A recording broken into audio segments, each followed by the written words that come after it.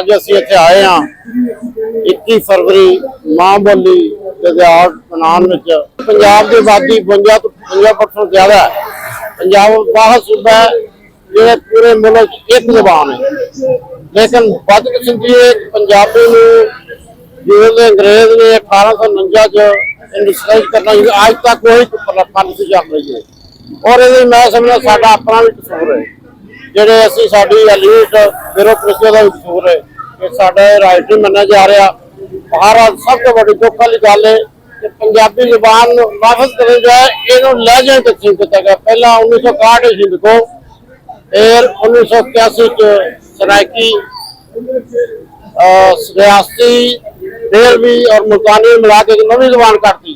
हूँ जिवें तुहानूं मेरा सब पता है कि हूँ पोटोहारी एक नवी लैंगुएज बना रहे हैं।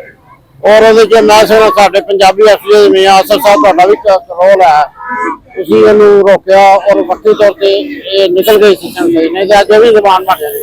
हूँ इस बाद जाट की सबसे ज्यादा मैं समझना कसूर जरा ये अकैडमी अद्वियात जी है वह भी कसूर है, जी लोकल जबानों फरोग दे रही है। मैं समझा लोकल जबानों फरोग दें जाए पंजाबी नूं तकसीम करने वाली तहरीक लग रही है। लहजे देखो जी, पश्तो के भी ने लहजे, सिंधी के भी ने लहजे, बलोची के भी ने, लेकिन पंजाबी वाद एक टारगेट जिन्होंने कई लहजे भी अलग जबाना ये नहीं होना चाहिए। बाहर लाड़ी तहरीक जी असं इंशाअल्लाह ताला ये पूरा साबित कदम और एक्टिविस्ट। और मैं समझना कि वक्त मोहतरमा मरियम नवाज जी का बड़ा बड़ा मैं समझना कि इनिशिएटिव है कि उन्होंने वादा किया गया साल तो 5वीं क्लास तक असी पंजाबी जुबान को तलाफत कर देंगे। एक आवाज नहीं चली, रोकया नहीं जा सकता। सानू हिम्मत नहीं हारनी चाहिए। जल जल हार ना हारी हिम्मत, एक दिन फिरती पासा भुक्का मंगन चढ़े मोहम्मद औरत करती कासा। आज मायूस नहीं होना चाहिए। आज सारे इकट्ठे हैं जिस तरह मौसम इंशाअल्लाह ताला मैं तो बिल्कुल ऑप्टिमिस्टिक हाँ।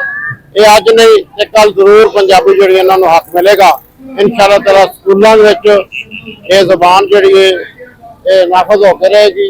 और मैं उन्होंने मैं समझदा कि साडे पंजाबी लैंगुएज वाले किरदार साडे सिंधियां का भी है, कराची की अंतिम का भी है जिन्हें साडे नाल ज्यादतियां कीतियां। और खास तौर पर नफरत जी पठाना ने साडे नाल मतलब कि उन्होंने वजह भी एक वजह असी जो तहरीक अंदर आया तो एक ही वजह चलो साढ़े लोगों से। लेकिन मैं ना कि थैंक्स गॉड के चलो यही बात का जो मुखालफत जी है वह भी अच्छा काम बारह अखरीती जबान है। और इंशाअल्लाह ताला अज नहीं तो कल ये लाजमी इस पंजाब के स्कूलों और दफ्तर जबान होगी इंशाअल्लाह ताला। अज 21 फरवरी दुनिया भर दे मां बोलियां दे दिहाड़े के तौर पर मनाया जा रही है। असी अज इत्थे लाहौर प्रेस क्लब खड़े आ, ये मंग करन आया, दुनिया सैलीब्रेट करती है, असी ये डिमांड करन आया कि साडी बोली नूं भी देश पंजाब दे अंदर ओही थां मिले जो दुनिया भर दी कौमी ज़बानां नूं उन्हां देशां दे अंदर मिलदी है। जिदू हथ पाया ते ए दिलियां दुनिया कंब जांदियां ने। पंजाब ने जिदू भी जंगे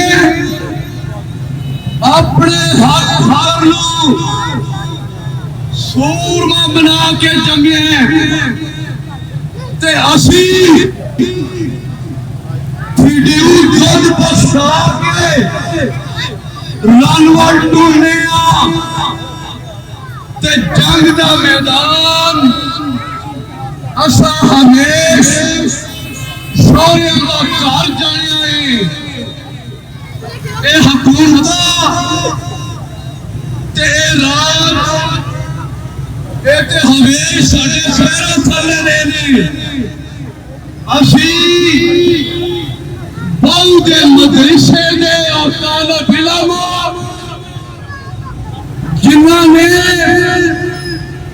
पंजाब की तहजीब और शाइस्तगी विरासत में पाई है। कोई माई का लाल जमया नहीं जेड़ा सानू खुले मट्टी दे मनसब को पीछा कर सके। जाओ तारीख के भर के पाल लो के अपनी आने वाले अंजाम बारे फिक्र करो। ए आखिरी बड़े बीबी मरियम तू धी रानी है पंजाब की, तेरे पीछे दुआवा दाता के बाबू सुल्तान दिया, पर तू ही कोई ख्याल कर, कोई ध्यान कर जे अगले 500 बरे अपना नाम तारीख के वर्षों में लहाड़ा चाहती है ते मेरे पंजाब के पुत्रों के धियां नूं उन्हां दा मुल्ला बुनियादी हक चल चल वोट पंजाब के सरकारी ते गैर सरकारी तालीमी अदारियां के विच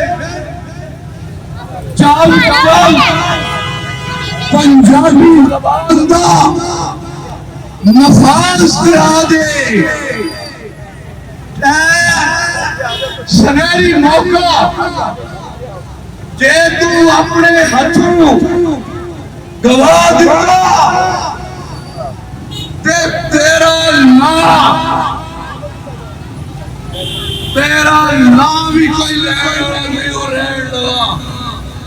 ए हुकूमत ए तख्त ए इक़्तिदार ए अख्तियार ए सरदारियां ते लंबड़दारियां आरज़ी होंदियां नहीं अपनी पंजाब की अणही धी बन के ते पंजाब दे विच पंजाबी बोली नूं राइज करन दा ऐलान कर दे।